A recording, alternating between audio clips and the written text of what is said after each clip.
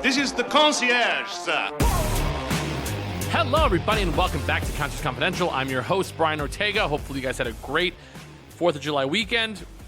And today, on our new episode, we are going to be doing a power ranking of the top 10 hotels on the Las Vegas Strip. So, I think I've actually done this before, but I thought it'd be good to, update these on the hotels that I think as a whole are the top 10 best hotels on Las Vegas Boulevard. And this goes in taking into account, hotel rooms, location, restaurants across the board, bartenders, which is very important to me, and also like X factors, reasons to go to those properties. So I'm actually kind of excited to do this now. I did make my list. It's written up, and I think it's going to maybe not surprise people all the way, but I think some hotels that were left off of the list are going to surprise people. So I know that some people have their favorites. We'll get into that. So we're gonna go ahead and break down the entire list coming up next. Okay, everybody, so let's go ahead and dive into the episode. Before we get into the list itself, I did have a really fun 4th of July weekend. I went to a couple parties. Shout out Stormy Bonatoni for the invite to her party, which was very fun. Also, shout out to my friend Andrew, who had a party at his house as well. Really nice that they, invited me to go over, and I didn't take it for granted. I was really excited to go to both parties, and it's really fun. So thank you so much, everybody, for inviting. I did watch the fireworks from my apartment. So where we are, we can see the Strip, and it was like the first time that we really were able to go out and look and see the fireworks from Las Vegas Boulevard, and you're like, I'm on the Strip, maybe I'll be able to see them. You can, but you got to be a little closer to the Strip to be able to actually get the full, brunt of the fireworks show itself. So overall, I think the vibes were high, and I think everybody had a really good time here for the 4th of July. I did end up going to Delilah on Friday. I didn't want to go on the 4th because obviously busy. And the reason I say that is that my one thing that I really wanted to share, although I had a great time, I met an Australian who was very, very fun. She's actually in town for some business thing, which is why I love people always say why do I go to the Strip and hang out and drink there? It's honestly to meet people from different parts of the entire world. You get really fun stories, and everyone has so many unique jobs, and it's just a fun way of meeting people, and getting fun stories for you guys to talk about, and also kind of being sort of an ambassador for the city. So that's one of the reasons I do like to go out.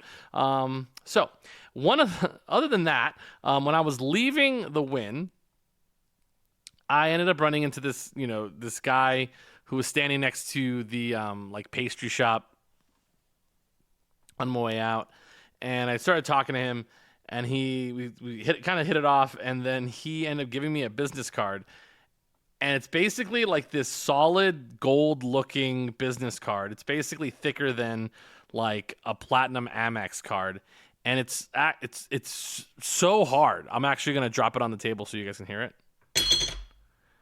That's a business card.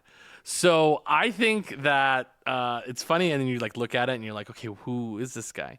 So no free ads, but he is a car and motorcycle injury lawyer in Los Angeles. So of all the things, that one probably makes the most sense. So he just made very interesting people. Very nice guy. You just start talking to somebody, and you never know who you might meet. So with that being said, enough nonsense. Let's jump into the list itself. So also, really quickly, before I jump into the list, I do want to give a shout out to somebody who did message me. Raina, is it Houston? Huston. We're going to have to figure out how to actually pronounce the name. But she actually messaged me the other day about doing a episode that I've never really thought of, because I don't actually use the gym very often at hotels, but actually ranking or highlighting hotel gyms, which actually is a very good idea, because Vegas in general is always looking for the next thing. And I would definitely say, and they're always kind of like riding the trends. So back like when I was, coming of age in Las Vegas, mega clubs were it. Like Hakkasan, Omnia, XS, they were all kind of chasing each other and having to have, the bigger DJs, and they were very protective of what DJs performed in what clubs, and like they never like went out of those clubs. Like for example, Tiesto never performed anywhere but Hakkasan, and Martin Garrix only performed at Omnia or Hakkasan. And it was, all the Wynn nightlife, like Marshmello, for example, only performed at XS or Wynn nightlife properties, which was a big deal. Like when they opened the Palms, like they redid it, and they had Chaos, which is, oh my goodness, Chaos. When Chaos opened, Marshmello was a huge draw for them, and he paid a lot of money for him to go over there, and that company went out of business, and Marshmello went right back to Wynn nightlife. So yeah, no shame in anybody's game in Vegas. But what I mean by saying that is that we're a very trendy place, and they always kind of try to catch the trend of the people who are coming to Vegas. And back then it was nightlife, then it became like lounges, bars, and speakeasies, which were like all the rage, which I think is kind of over its time now. I also think that live entertainment at dinner has certainly made a huge comeback. I think there's going to be many places that are going to be wanting to do that. But right now, I would say the biggest trend is health. Health and wellness has made like a huge sort of push in Las Vegas, especially in the nightlife game, because they're figuring out that they have these big, giant spaces like the Omnia Day Club, Live Beach. I don't think Encore Beach has done any of this, maybe Marquee, but these places are basically teaming up with like local fitness centers and local like run clubs, and doing like these collaborations and such where they get them into like Live, for example. They do like a yoga class, they'll do like stations, and then they also have like a wellness bar where they have like juices and stuff, and then they get to go to like the day club after. And it's a way to get them into the day club after being like at a workout class. Pretty smart idea. I don't go to them, but her idea was actually to rank these or talk about these gyms inside of the hotels, because there are some gyms that when they first built gyms in Las Vegas, I didn't really think about it, and we won't get into it too much on this episode, but a lot of the new hotels really put a focus on it. So I think it's going to be really, really interesting to talk about that, and very good idea. So honestly, guys, like I love any ideas that you guys might have, and I would love to talk about them because sometimes like I don't really know what to talk about. So I do like getting input from what you guys would like to hear, and I could do more research on it. And I usually have pretty good ideas. Once you tell me what you want, because then actually it gets my brain kind of going. So sometimes when you do one of these every week, you run out of ideas. So with that being said, we've stalled enough. Let's get into the list. So my top 10 hotels on Las Vegas Boulevard. We're going to start with some honorable mentions. So honorable mentions that did not make the top 10. I actually do not mind Resorts World. Resorts World is not on the list just because I think it does have some growing to do. I think they're trying to figure out their food hall thing again. They really haven't figured out their demographic. Like, who are they marketing to? And I think that is the biggest problem. I think also they are actually handicapped by their size because they are so big. Unless you are in a place that gets lots and lots of foot traffic, you are not going to have as many people coming into your hotel, especially a big one like Resorts World. It's really important to have an identity, and I think Resorts World does not have one. I think that's the biggest problem with Resorts World. It does not have an identity of who it wants in their property, so nobody really knows if they should be there or not. I think Zouk, their nightclub, is, pretty good. I think they get a good amount of talent there. Lots of like hip hop artists. They have a really fantastic theater where I watched Hans Zimmer, but they also have a lot of comedians that perform there. But I think the biggest they also have really good, they have a couple good restaurants, like Carver Steak is great. They also have Wally's is really popular, and then also they have a beautiful view from the top of their hotel. But I think their biggest problem is their identity. I think it's probably the biggest problem for them so far. Last honorable mention before we get into the list, and this is sort of the shocking one. That is the Aria Hotel and Casino. The Aria, honestly, I don't have much love for the Aria Hotel.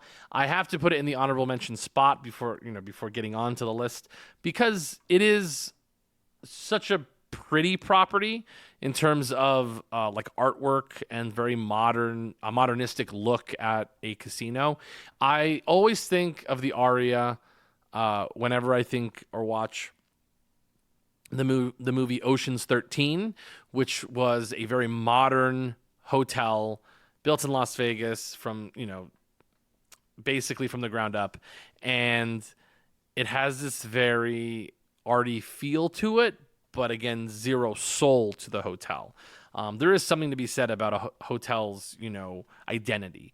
And this one is, it's recyclable, because a lot of the playing cards, which you find at the very large poker room, are made from the old boardwalk. And they do have many world-class restaurants like Jean-Georges.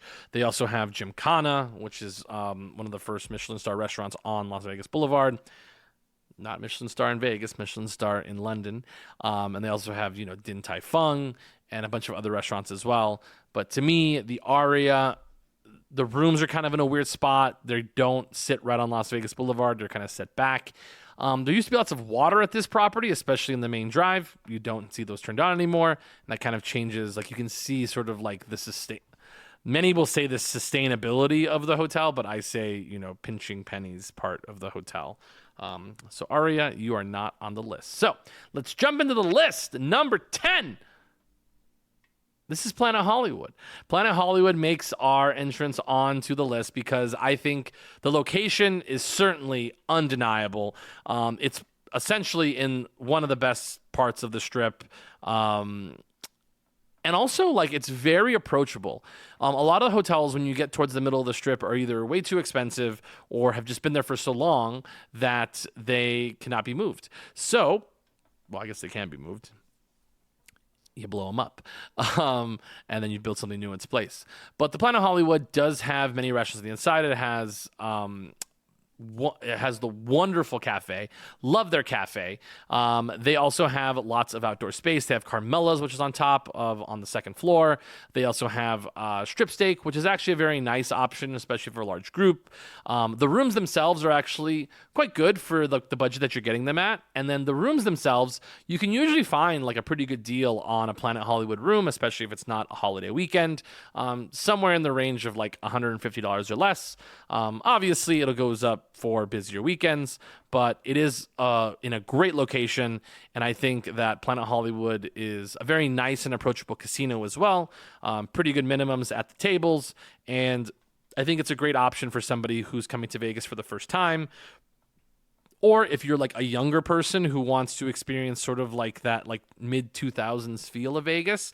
I think it's a really great choice. They also have the Glass Bar, which is in the very center of the casino. Very classic sort of look to it. Also, it is a place that has a nice theater. I would say this is definitely like the theater that people go to before they go to like real theaters. Like, for example, at the Coliseum. This is sort of like the... sort of like the minor leagues, even though like I know people like Jennifer Lopez and such have performed there, but I think the shine off of Planet Hollywood's theater has really come off, especially with buildings like the Fontainebleau and Resorts World opening up their newer theaters. I think a lot of people end up going there instead. So Planet Hollywood making it on the list at number 10. Good for you. So let's go ahead and move our way down the Strip to number 9.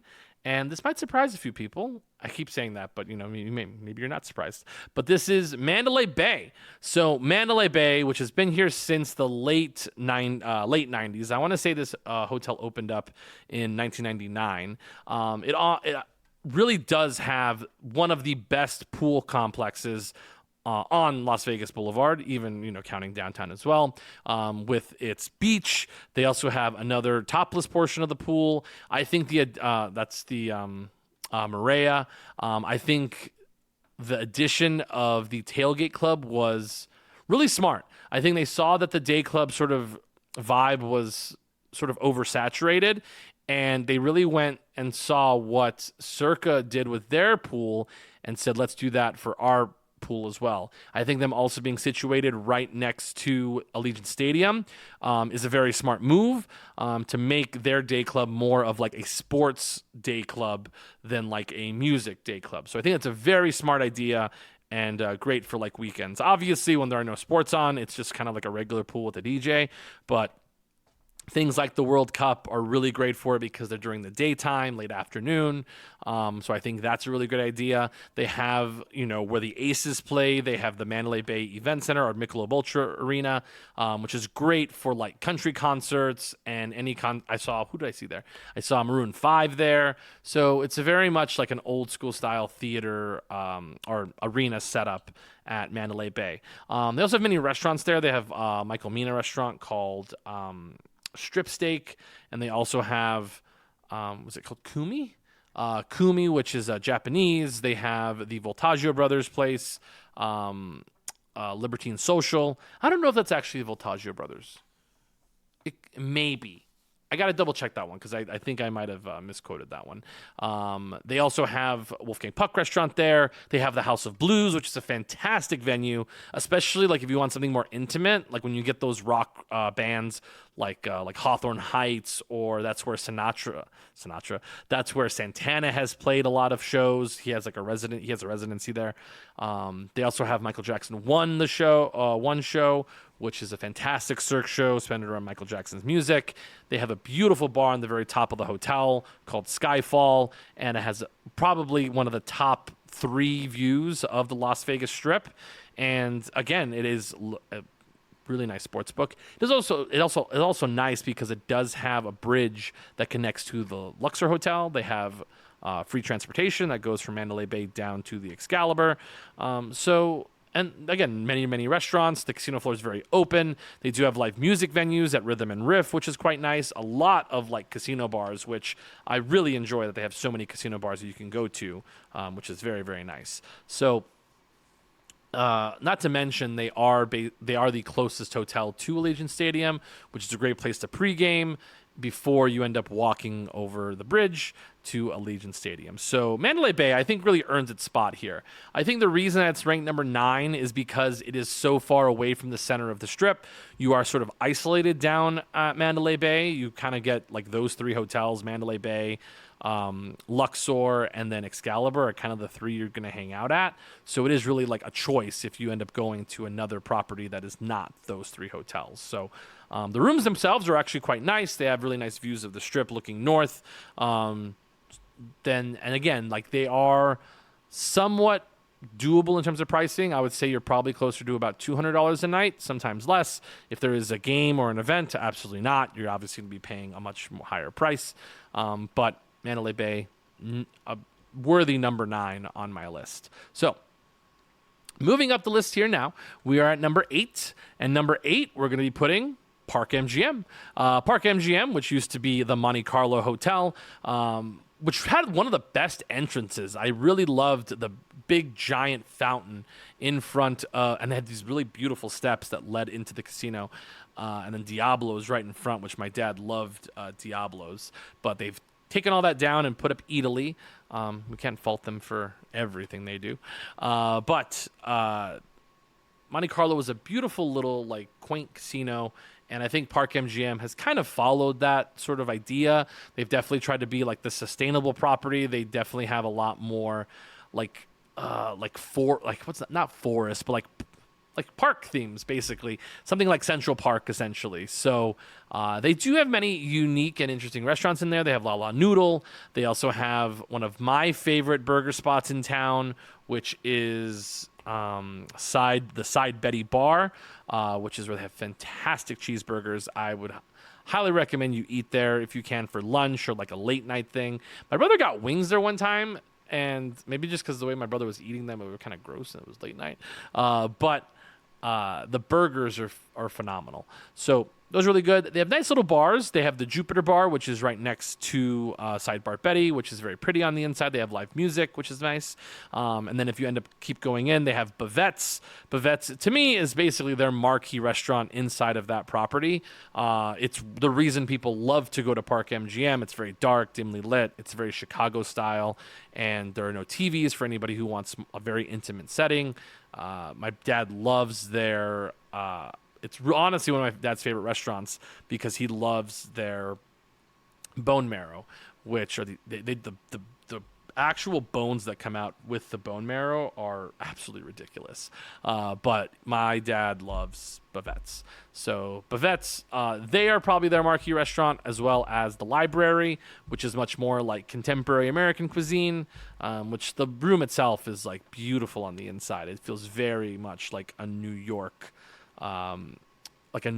study that you would see like in an old club in New York City, which and now it's called, I think, the Reserve at Park MGM. And they love their bar they had there. I hadn't been in a long time because I've kind of found other spots. Maybe I'll try that like sometime soon again. But I love their piano bar, and it's a great place to go if you want to pregame and go to T-Mobile Arena because it's in in very close relation to T-Mobile. They also have their Dolby Theater, which has a lot of marquee names. People like Jason Aldean have performed there. Not In Sync. What's his name? Usher performed residencies there. Lady Gaga performed residencies there.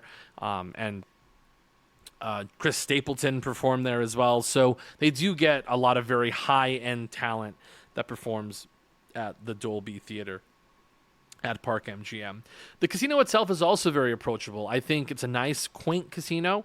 I think the minimums are very doable. You can usually find $15 minimum blackjack and craps there. Sometimes you'll find a $10 blackjack table. It's sometimes very rare. But I think they are really good at sort of setting what their minimums are going to be there. And it's always busy. And sometimes it's not. Like sometimes during the day, it's not bad. I think the only downgrade from going from Monte Carlo to Park MGM is that the pool at Park MGM is not as great as the Monte Carlo's Lazy River. People love it was also like such a much more chill atmosphere because you would go to the pool at Monte Carlo and it had like this wonderful lazy river, and like on the back left corner there was like this really fun beach volleyball area that people always played at, and it's always fun to go up to like the tram and look down at the pool and you can kind of see that area. But it's become much more quiet, very kind of feels like the Hamptons, I guess, but like not the fun Hamptons. So the pool is just fine. They have a couple different sort of offshoots, but yeah, I don't know. The pool's okay. But in terms of like the casino, the rooms are very minimalistic. I do have to say that they offer really nice views looking out towards the strip, and they can be small, they can be big. The suites themselves are actually quite nice. They're pretty spacious, and you get really good views of the strip as well. But you can usually find pretty good rates there as well. You can get sometimes a room under $100 there, depending on the day. But that's a really great place to choose if you're going to be coming in town for an event, because as long as it's not at T-Mobile Arena, you can sometimes find really good rates at the Park MGM. So yeah, Park MGM, I think, earned its spot on our list. Eataly, that's up to you guys, if you guys really like Eataly or not. They don't have actually regular Coke there. Everything there is Italian, even the water. It's actually kind of annoying, because like when I order a pasta there, I have to go back into the casino, get a Pepsi, and then go back into Eataly. It's wild. So moving on to number 7. We're on to number 7. This place, super underrated, but I think correctly rated on my particular list, and that is the New York Hotel and Casino. Look at this bad boy coming in. The hotel with the least amount of rooms. They have 2,900 hotel rooms. That is the smallest hotel on Las Vegas Boulevard. That is not, a hotel inside of a hotel. This property is one of the most profitable hotels on Las Vegas Boulevard. I learned that in my hospitality class, because it actually does not own any of the restaurants that operate inside of it. Every single restaurant inside is a vendor, or they lease the space, which means they have to actually pay for the space itself. So they don't have any like crazy food costs or anything weird, which usually is what brings down the books in a casino, is all the comped food that we give people.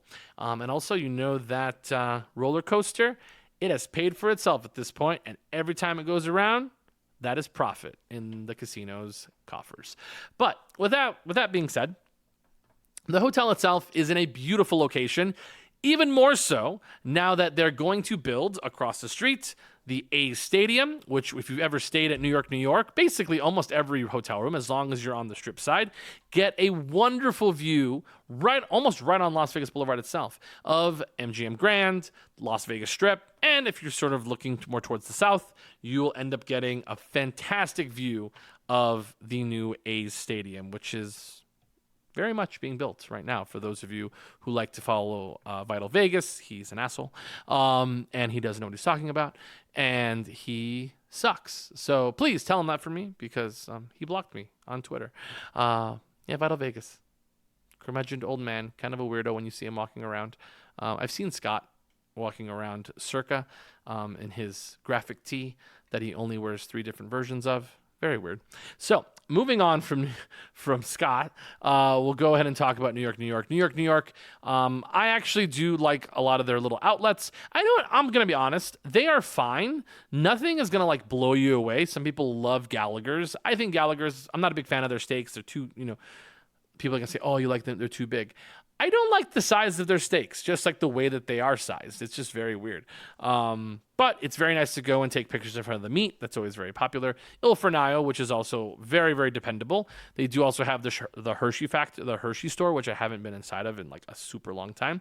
The Coyote Ugly bar, which is great when you're with a group of friends and you're 22 years old and you have no idea what to do. It's a great place to find yourself when you have no plans. Coyote Ugly is the no plans bar. Nobody ever plans on going to Coyote Ugly.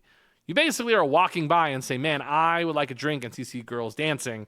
This is the much cheaper option. Let me walk into Coyote Ugly.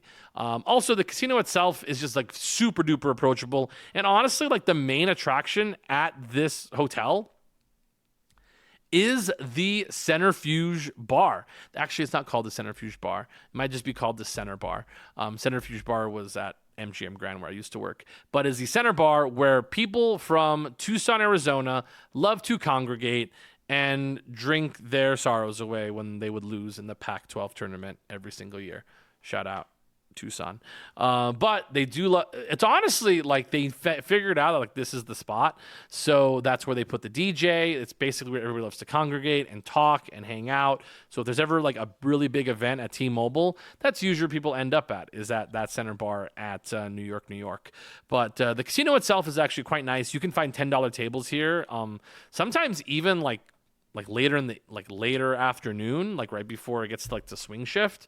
But this place is actually really great if you want to gamble lower limit, but also still feel like, in a nicer spot. So New York, they also have, was it called Tom's Watch Bar, which is funny because they basically just opened Tom's Watch Bar. It used to be Tom's Urban, which was a restaurant.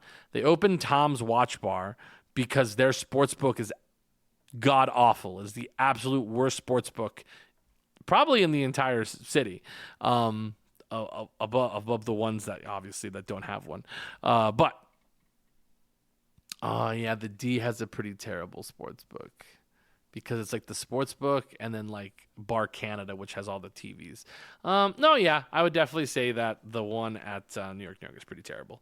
The thing with Tom's Watch Bar is like if you ever need to watch something like the Super Bowl or like the World Cup, they charge you quite a bit to get like a table essentially. But with that being said, they are also very close to T-Mobile Arena, so a great relation going to any events that you're going to there. What else do they have? They have on the outside they have the Beer House, which is very popular. So overall, this place has lots of like little nooks and crannies, and I love going through like the old like East Village, kind of looking thing, which is next to the sports book, which they have like a cheeseburger place, they have a fish and chips place, they have a place to do like Asian cuisine and like bao buns, pizza, hot dogs. The hot dogs are not that great. An American cafe. And how could you not like that? So that's New York, New York, New York, New York. New York, New York is number 7 on our list.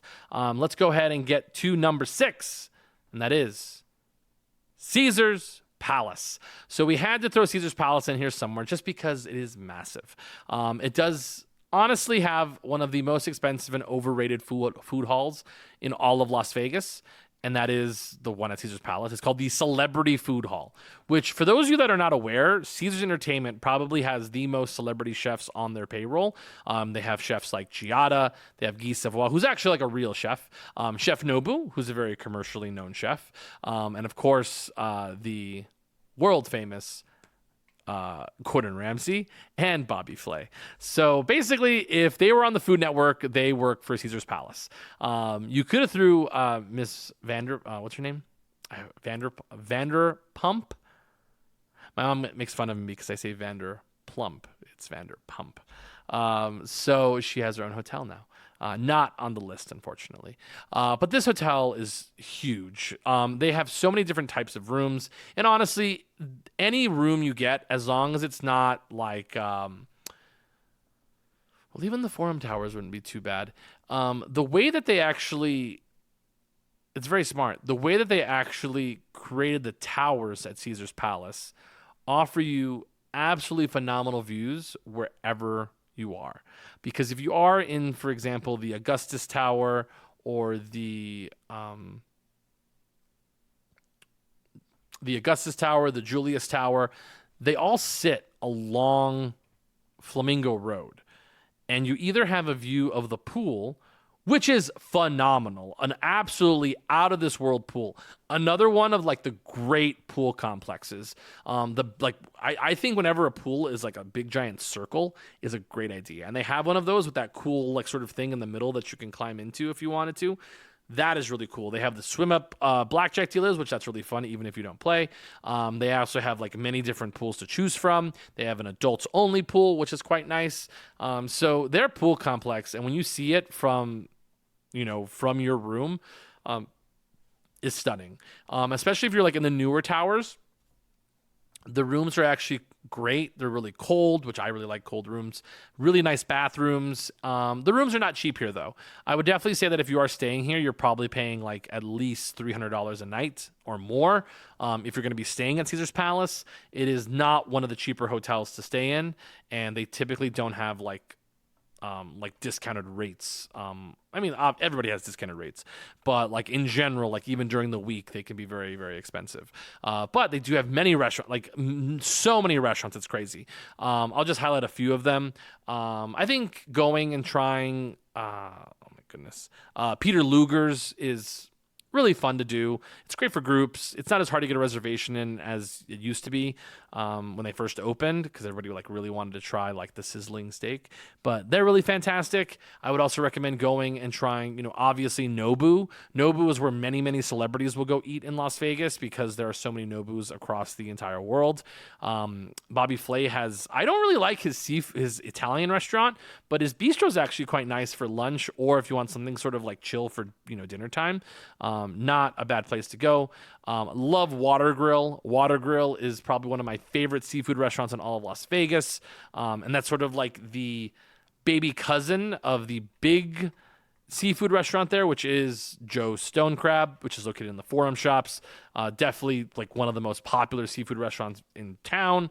It's funny because if you do go for fish and chips there, the fish and chips at lunch are $10 cheaper than the fish and chips at dinner. So keep that in mind if you want fish and chips. And also the Palm Restaurant, which is known for their big, gigantic lobsters, which my dad got one time when we got an invite, and he definitely went in for the big, giant half lobster. So he loved it. It also boasts probably the most magnificent of all of the arenas in Las Vegas, and that is the Coliseum.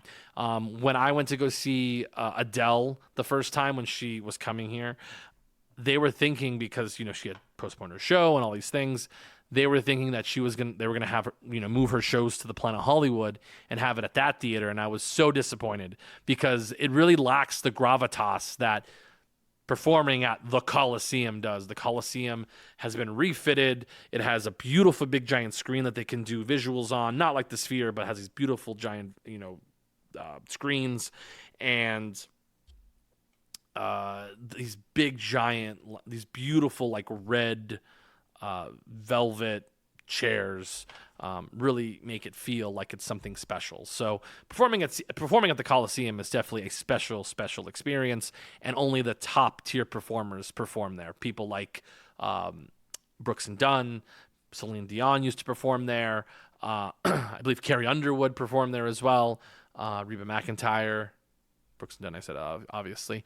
So Keith Urban, he's also performed there as well. Jerry Seinfeld, Mariah Carey, like only the biggest of names will perform there. J-Lo performed there, depending on how you feel about J-Lo. She did perform there. So they also do have really fun attractions and shows. They have the F1 Experience, which is at the Forum Shops, which is actually quite fun, especially if you have kids and you want to go during the daytime. I think it's a phenomenal experience. I think it's really fun. It's also great to do for a date. They have really, really, really above average cocktails at that particular restaurant. They're really, really interesting and creative, and I think it's a really fun place to go. And the food is actually pretty good. So Absinthe is certainly a reason to go to Caesar's Palace, which is the number one show in all of Las Vegas is Absinthe. So moving along, we're going to try to speed it up a little bit here. We've hit the halfway point, and I'm sure you all were wondering where I would rank the hotel that I work at on this list, and I thought it'd be nice or safe to put it at number 5. Where do I think it actually lands? I think it always depends on your particular goals of what you want from your hotel. To me, the Fontainebleau is probably one of my top 3 favorite hotels to go to because it has the things that I like. I live here, so I have a car. I go directly to the hotel, do what I want to do there, and then I go home. If you are somebody who does not have a car, it is highly handicapped from its location on the north end of the Strip. Because if you want to go there, you have to stay there for quite a while. And then if you want to go back to let's just say the Venetian, that's actually not a very far hotel from that property, but it is still going to take you, if you walked, at least 30 minutes, maybe 40, to get from, if it takes you 40, that's a long time, but at least 30 minutes in the heat, 110 degrees, to get from Fontainebleau to the Palazzo. So definitely take an Uber. But Fontainebleau as a whole, to me, is a beautiful hotel. That's why it lands at number 5 on the list, is because it is very, very new. And I think it understands, and this is the big difference between Fontainebleau and Resorts World, is that Fontainebleau knows what their clientele is. They are usually very, very, very affluent guests. So people who are over the age of 40, essentially, who have, done well for themselves, or they are people who are very young, who have a lot of money at that age and are quite the Instagram crazed. They have things like Poppy Steak, and they also have things like Mother Wolf. Poppy Steak and Komodo, for example, are from Miami, which is very big, very bold and vibrant, and for people who really want to show off and have a good time. Mother Wolf is very LA, so you're getting that sort of clientele that knows who that chef is or that brand is of Mother Wolf and wants to have it in Las Vegas. Usually when things are in Las Vegas, they're bigger and bolder, and I think they understand that. I think they also really want the luxury of something like from Miami or Los Angeles, Instagrammers, YouTubers, but also sports stars who really are accustomed to things in the luxury business from places like that. And this one just has a casino. So I do think that they do know who their clientele is, and they are sort of building their reputation off of that. And I do love the casino. I think the casino is big and giant and cavernous in the best possible ways, because many places can sometimes be very, very small. They have beautiful bars. I would say of all the hotels on the Las Vegas Strip, the Fontainebleau has the best bartenders across the casino.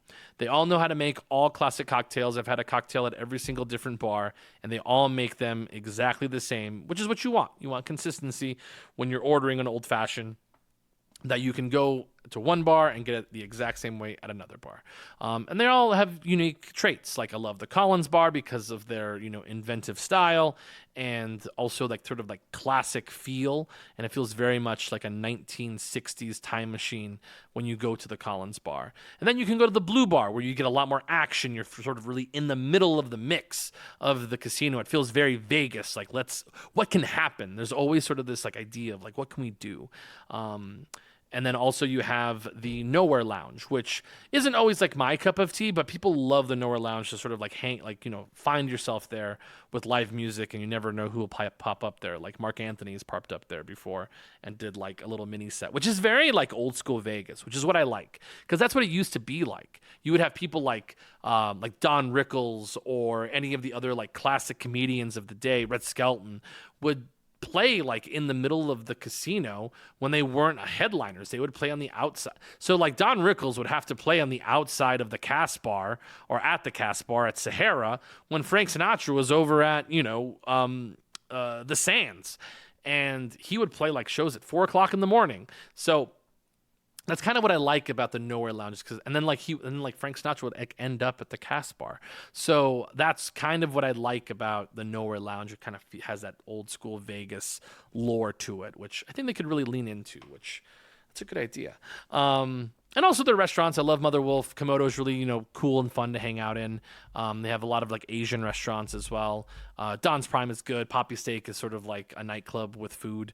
Live Beach and Live Nightclub are quite nice. I haven't been there, to be honest, but I know people who've gone to Live and they really enjoy it. Live Beach does look a little bit small, though, I do have to say.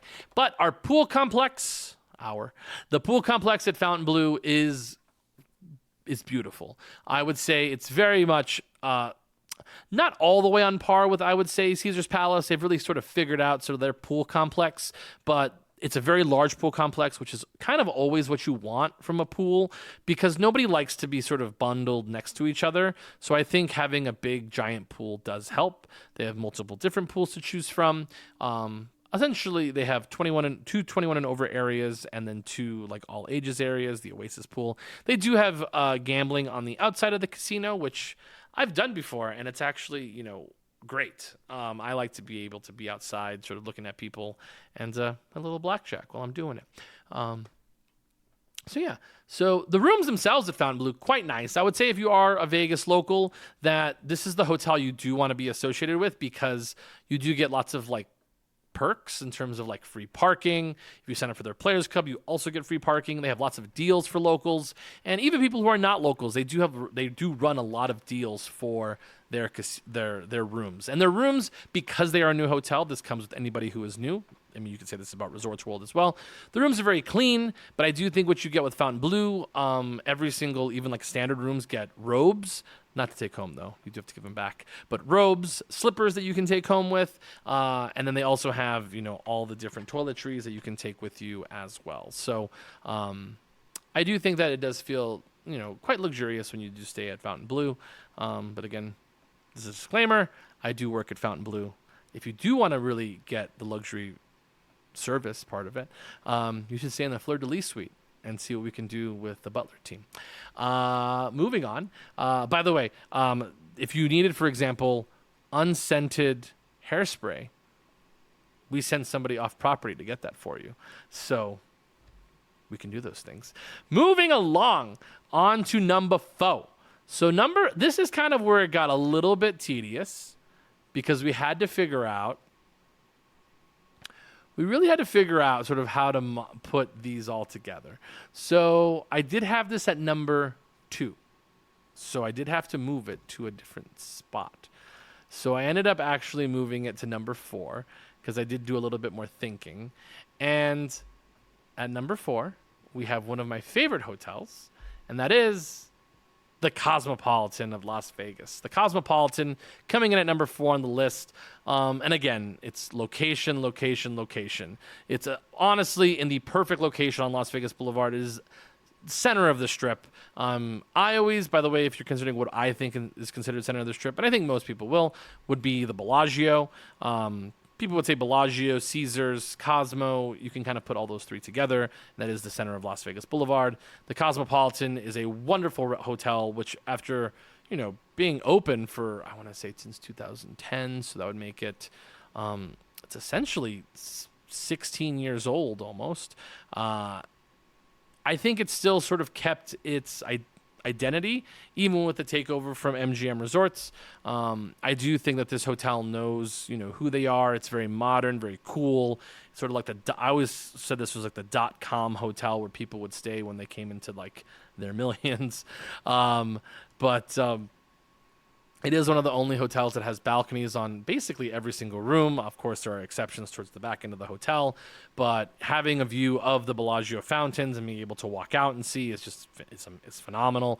The balconies are great. The rooms are actually quite nice. I really like them when they first opened. They have changed the rooms quite a bit.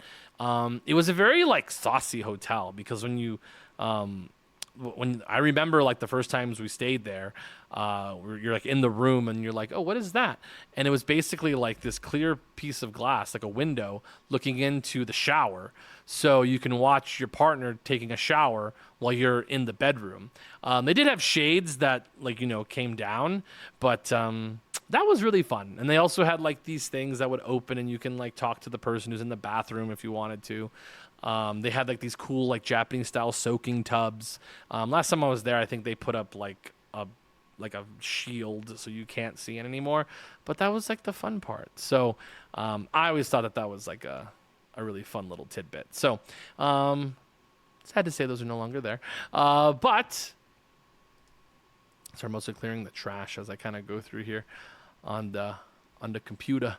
But Cosmopolitan also has really great restaurants. SDK. They also have Scarpetta, which is delicious.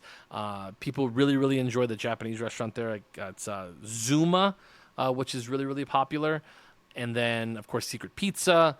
And then all their speakeasies. They have so many speakeasies. They have the ski lodge. They have the barbershop, which is a great place to get hammered drunk and listen to music and have a great time with your friends. Not a singles bar. Definitely a place you're going to get drunk with your friends.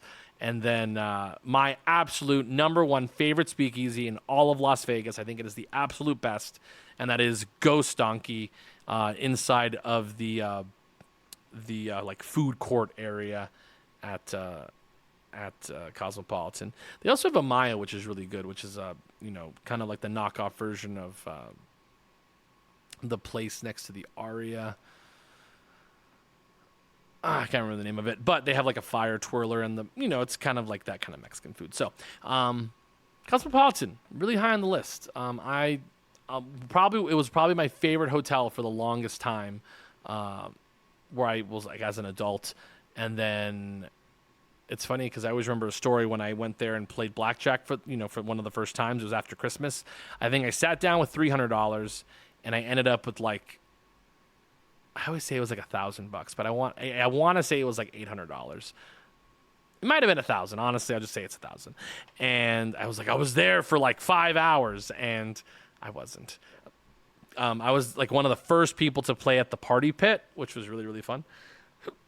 They had this what was it? It was this swing that this girl would swing on, and you can see from outside of the casino.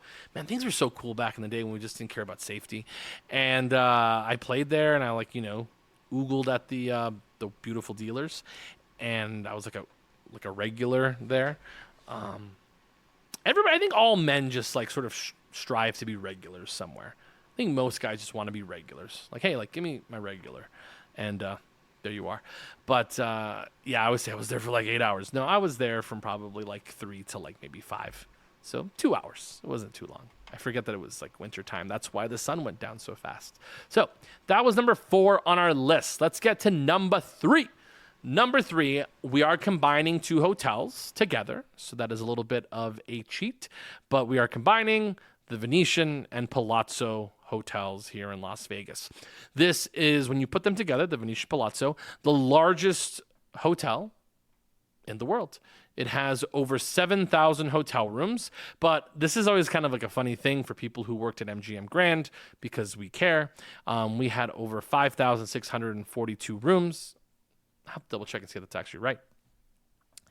And that is our number, which I think we were the largest for the longest time. Then we were third largest, and then Venetian. We always say they put theirs together and they sort of like stack the numbers. But Venetian Palazzo, largest hotel in the world, very large casino floor. When you put them both together, obviously. But they do have many, many restaurants here. This is a great place to go if you want to just stay in one property. The Venetian Palazzo, to me, is probably like one of the best properties to stay at or go to when it is like in the heat of the summer, when it is like Venetian, like when it is like July, like now, and it's like 105 degrees outside and you don't want to go outside. The Venetian Palazzo, because they are so big and they have the mall inside of it, the Grand Canal shops, you basically never have to leave, and it feels very, cool and fun and comfortable because you have the gondolas that go through and all the water, and it's just fantastic. So, many Italian restaurants inside of this place, like too many to count. They have their fictional St. Mark's Square. They also have Buddy V's Italian restaurant as well as bake shop, where you can get pastries and such. I did see a little thing that they do have a little speakeasy in the works at Buddy V's restaurant, which that looked very, very cool because who doesn't love a speakeasy?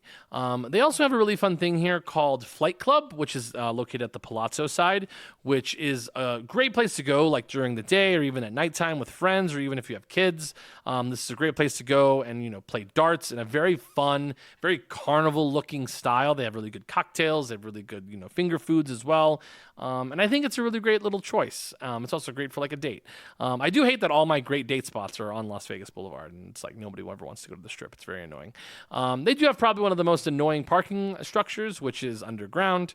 Or if you go to the one at the Venetian, it is above ground as well. One of the great main drives, which portiche as they call them.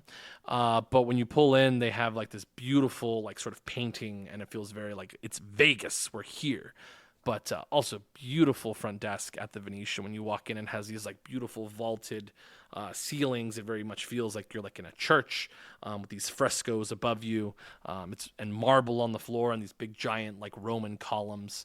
It's really, really cool. They do have really good restaurants here. They have Delmonico, to me, one of the better Italian restaurants. They also have Yardbird if you want to do like more like Southern style, which I don't recommend. It's a very like overpriced place. Just go to Popeyes. They also have Chica if you really want to do like sort of like unique foods. They actually are a restaurant that I went to, and you can check out on the Instagram page, ConsciousConfidential_LV. It's the one with the flaming dessert. That place is quite cool. I went with my brother Bruiser, and he really enjoyed it. So Palazzo does have the world famous Jose Andres restaurant. Oh my goodness, Bazaar Meats, which is extremely modern. It's very, very new. It's not my style, but if you're an adventurous eater and you like sort of molecular gastronomy, he is definitely known for that. And of course, world-class meat, of course. I did just go to Wakuda, which is located in the main lobby at the Palazzo. It's a very, very fun, I wouldn't say fun. It's a very, very dark, very sexy restaurant. It has all these purples and dark colors. They have a great DJ in what's called the Golden Ghee Club, which is basically just their lounge, which they've rebranded. They also have their main room, which is really pretty. Again, lots of purples. And they have their like omakase room, omakase room, which is sort of like in the back of the restaurant that you can't see. You have to, it's sort of like almost a speakeasy with like a little bar. But that's really cool. And they have a sushi bar too, but it's quite small. You're really going there to like actually sit at a table. But they're known for their sushi options, but they also have cooked items as well, which are quite good. But I love their bar. Their bar is absolutely phenomenal. They're always trying to make me try a like banana flavored whiskey, and I don't like it. Sorry. It's usually called a King Kong when they try to give you that. Whenever anything is named King Kong, that means there's banana in it, which I don't think like anybody like, I think everybody knew that, but I thought I'd just remind everybody. So Yeah, Venetian Palazzo. Also, it's an all-suites hotel. So all suites at the Venetian Palazzo. There are no standard rooms. They also just opened like they're rebranding like their sort of prestige area, which will operate sort of like their hotel within a hotel. It is also the only hotel that is connected through a walkway to the world famous and probably our biggest attraction in Vegas now, Sphere. The Sphere does have a connection from the middle point of the Venetian Palazzo, which connects to like their conference center. And as you go all the way to the end, that is how you can walk inside all the way to the Sphere itself. It is important to note they do not allow you when you exit the Sphere, which I still don't understand why they don't do this, probably because there would be way too many people. They don't let you exit from the Sphere into the hall, that big giant long hallway back to the hotel. So inside the hotel, so they make you go outside. So yes, I know everybody freaks out. Oh my God, why isn't this better planned? It just kind of is what it is. You just kind of learn to live with it. It's not fun, but you got to do it. I like to go to Grimaldi's, by the way, after like Sphere concerts. It's usually not that busy, and I went there after the Backstreet Boys, and the pizza was bomb. And it's right by the entrance into the hotel. It's quite good. So that is the Venetian and the Palazzo. Let's move on to number 2. We got to hit number 2, and this is after much deliberation.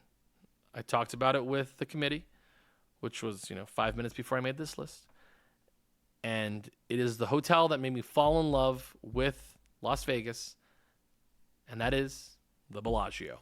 The Bellagio Hotel and Casino, which opened in 1998, the first hotel to cost over $1 billion, 1.6 to be exact, is the shifting point from Las Vegas being a family-friendly, budget-friendly city into the luxury brand destination that it is today. Some people say that's for the worse, which I totally understand that argument, but I do love the nice things in town. So the Bellagio really started that and like let people know that we don't have to be one thing, that we can really be this place where people come and they spend exorbitant amounts of money, obviously, but also like where we can deliver like super luxury and excellent service. So it really sort of made us up our game on the service side to deliver those unforgettable experiences for the people visiting Las Vegas. And Bellagio really transports you to that with, the beautiful lake in front. It's really a showstopper and honestly a Las Vegas landmark, which when they do, implode the Bellagio whenever they do, which would be very, very sad. Out of, who knows how many years from now. But the fountains themselves have become synonymous with Las Vegas and really the place that everybody wants to have their sets built for things like the Super Bowl, March Madness. It is, F1. It is the personification of luxury in Las Vegas is the Bellagio. They have a beautiful setting. It's the best free attraction in Las Vegas, period. I don't care what anybody tells you. All the locals who are like, go do this nature thing, go hike, go. Bullshit. Bellagio, to me, is the fountains are the number one free attraction to do in all of Las Vegas. And guess what? Steve Wynn, gotta say his name. Steve Wynn didn't just give you the Bellagio fountains. He also gave you the Bellagio Conservatory, which is also free and open 24 hours a day and changes 5 times a year. I think they went back to 4, but they changed them multiple times a year for Christmas, spring, Chinese New Year, summer, all these big events. So to me, the Bellagio is phenomenal. They do have really good restaurants. They do have Le Cirque is going away. But they do have Spago, which offers beautiful views. They have Bellagio. They have Prime Steakhouse, which is quite good. Beautiful big room. They also have Carbone Riviera, which has not pontoon, but sort of like its deck, which has become so popular with its mini yacht. Big giant room, beautiful again. And then one of my favorite restaurants, they also have Jasmine, which to me is one of the most beautiful rooms in all of Las Vegas. Big giant square box with beautiful china. and a fantastic view of not just the fountains, but also the Eiffel Tower across the way, which is just a beautiful setting. And I love the food there. Mayfair Supper Club, which is no longer really my cup of tea. It's a little too wild in there, but it is a very, very popular restaurant that I recommend you do at least once when you come to Las Vegas. I do think it is a thing that is, actually quite good. So, yeah, I think so. So I'm looking at all my updates here in the trash. But yes, I honestly just really love the Bellagio. It's just a really wonderful place. It's very transformative. So yeah, I really like it. They also have the Vault Speakeasy and things, and it's just beautiful. And I just have lots of strong feelings about seeing when I watch movies like Ocean's 11, which was set at the Bellagio, which I love film, and it's just so transportive. It's just so transporting this property, and I really like it. So it's very much rooted in how I feel about the hotel. But I will tell you, this hotel, Bellagio, one of the negatives is that the bartenders suck at the Bellagio. Across the board, this is my least favorite hotel to drink at because nobody knows how to make any cocktails here. Obviously, when you go to places like Mayfair or you go to Carbone Riviera, they know how to make a cocktail. But overall, this place, not good at making cocktails. So we've reached the point of no return. We are at number 1 on the list at the 1 hour mark. This is a 1 hour podcast. Let's get the drum roll, please. I think we're all knowing which one it's going to be, and it is the Wynn and Encore. The Wynn and Encore has to be number 1 on the list. If you are somebody who is a fan of luxury and classic Vegas, I think the Wynn and Encore does it better than anybody else. I love their property. It's very lush. It's big. It doesn't matter what day of the week it is. You're going to see a celebrity here, or you'll see people walking around and just sort of experiencing Las Vegas the way you thought Vegas was in the 1960s, the classic era. I think people who come to this property understand that, or at least the people who run the hotel understand what they are going for. They know their clientele. They're unashamed of people who visit this property, whether you like it or not. I do think that they have some of the best restaurants in town. Obviously, everybody knows Delilah is my main hangout. They also have Sartiano, which I went there, 2 weeks ago. It's, very much elegant and understated all at the same time. Very, dark. It feels like deals are made in all the back corners of this entire property. I've heard Sinatra's is great. Allegro is a fantastic, approachable restaurant you can go to. I also think that Charlie's is honestly one of my favorite casual dining spots. I will go there for the wings just because I like the vibe. Their sodas are delicious. Then you also have the Lake of Dreams, where they have SW steak. You can also go to Pisces if you wanted something seafood oriented. You can go out to their outdoor area and just have a cocktail. You can go anywhere of one of their bars. Their bartenders are kind of okay. They're fine. The way that my man Don Rickles would say, the bartenders, really fantastic. And the casino, you're never going to gamble there. It's just so expensive. But you can play the slot machines, which are very, very pretty and very nice and very spread out. It is also connected to the Encore property, which has Casa Playa, which has a James Beard winning chef, which I've had their cocktail called the Obsidian, which is a green tequila cocktail with black rock around the rim. It's very cool and very unique and very different, and that's kind of fun. It's hard to do that with something with cocktails.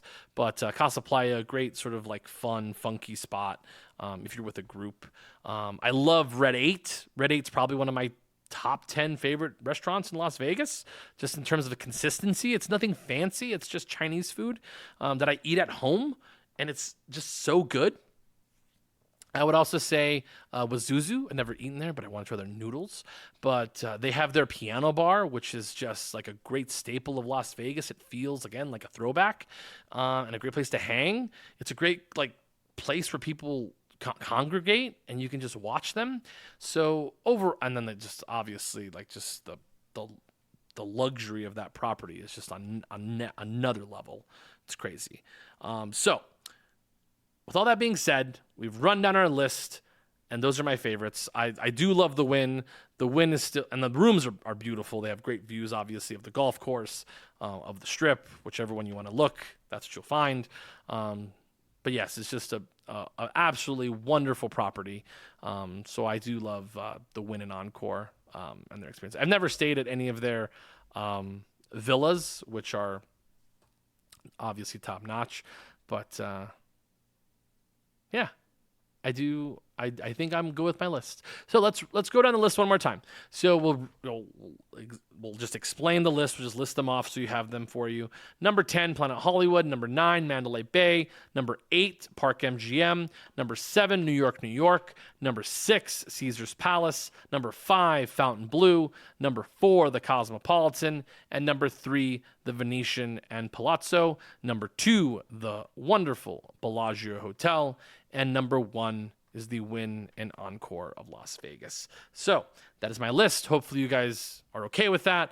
I'll go ahead and wrap it up. I know this was an extra long episode, but because you guys have been so great to me, and I feel like the past couple weeks, I wanted to put more into this for you guys. And this is our power rankings for the top 10 best hotels on Las Vegas Boulevard. So if you're still listening, thank you so much. Really appreciate you guys listening to the episode. Follow us on all of our socials, Concerts Confidential _LV, at Keys to Vegas on TikTok, or Brian_Ortega26 on Instagram. So again, thank you so much for listening. If I see you out in town, come up and say hello. But remember, keep it confidential.